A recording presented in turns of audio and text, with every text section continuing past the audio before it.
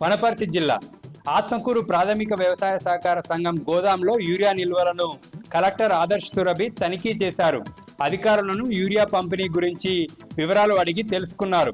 అక్కడే ఉన్న రైతులు కలెక్టర్ దృష్టికి తమ సమస్యలను తీసుకొచ్చారు. 4 ఎకరాలున్నా కేవలం 2 బస్తాలు ఇవ్వడం వల్ల సరిపోవట్లేదని రైతులు కలెక్టర్ దృష్టికి తీసుకెళ్లారు.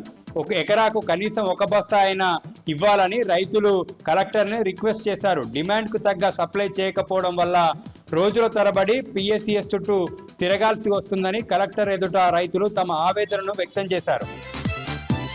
వనపర్తి జిల్లా ₹1 ఖర్చు లేకుండా సామాన్య పేద ప్రజలకు మెరుగైన వైద్య సేవలు అందించాలనే లక్ష్యంతో మాజీ ముఖ్యమంత్రి కేసీఆర్ మండల జిల్లా స్థాయిలో అత్యాధునిక పరికరాలతోటి ఆసుపత్రులను నిర్మించారన్నారు మాజీ మంత్రి నిరంజన్ రెడ్డి.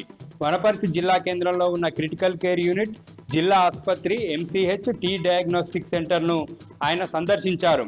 కేసీఆర్ హయాంలో 17 కోట్లతోటి 50 పడకల క్రిటికల్ కేర్ యూనిట్ను మంజూరు చేశామని తెలిపారు. జిల్లా ఆసుపత్రిలో రోగులతోటి ఆప్యాయంగా పలకరిస్తూ మాట్లాడి వారికి అందుతున్న సేవల గురించి తెలుసుకున్నారు. టీహబ్లో అన్ని రకాల వైద్య సేవలు, వైద్య పరీక్షలు చేయకపోవడంతో ఆ విషయాన్ని కలెక్టర్ దృష్టికి మాజీ మంత్రి తీసుకెళ్లారు. జిల్లాలో కల్పించాల్సినటువంటి వసతులపైన వైద్య ఆరోగ్య శాఖ మంత్రికి మాజీ మంత్రి నిరంజన్ రెడ్డి లేఖ రాస్తానని తెలిపారు.